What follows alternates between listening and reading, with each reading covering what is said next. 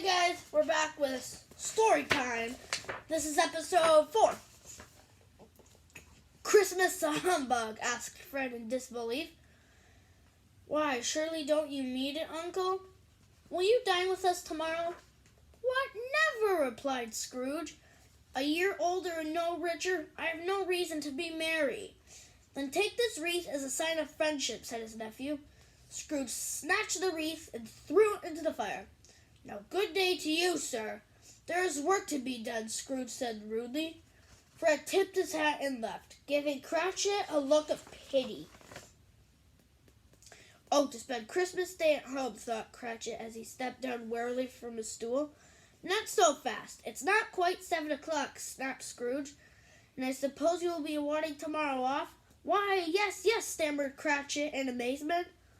Then mind you are even earlier the day after. And don't forget my dirty laundry. Cratchit snapped up the bag of laundry and was gone in an instant, shouting a Merry Christmas as he went. Scrooge locked up his office and hurried home through the swirling snow. As he climbed the dark, steep steps, he took an old key from his pocket. Suddenly Scrooge took a closer look at his door knocker.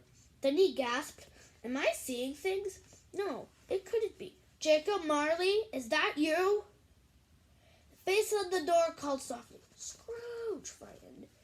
Scrooge yanked open the door, ran inside, and slammed the door behind him.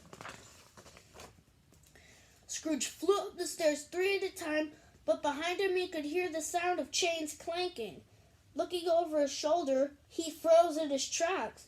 The ghost of Marley had come back to haunt him. Scrooge ran into his bedroom and slammed the door shut. In a jiffy, it was locked and bolted. That's it. No ghost can get through that, he said, trying to convince himself. But in the dark shadows of his gloomy apartment, Scrooge shivered. The dust sheet on his chair fluttered and made him jump. Clink, clink, clink, clink. The chains dragged closer. Scrooge sank down in his chair, his teeth clacking like castanets. He knew that no door had ever kept a ghost out, although this ghost knocked politely before he floated in. Scrooge, don't you recognize your old friend? Asked the ghost. I was your partner, Jacob Marley. Suddenly, a great rattling of chains could be heard as the ghost tripped over Scrooge's cane. His legs shot into the air and he landed in a heap on the floor. Then a deafening thud shook the room as a heavy chest fell beside him.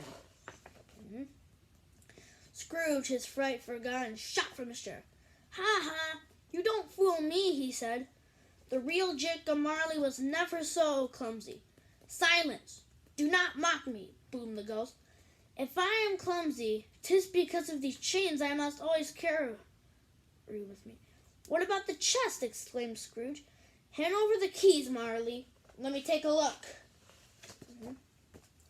Well, that's the end of my story time episode 4. I might put a bookmark in this book or something. Well, I won't forget what page I'm on. I'm on 32 and 33. That is the end of my Mickey's Christmas Carol for today, and I will see you in my story time episode 5.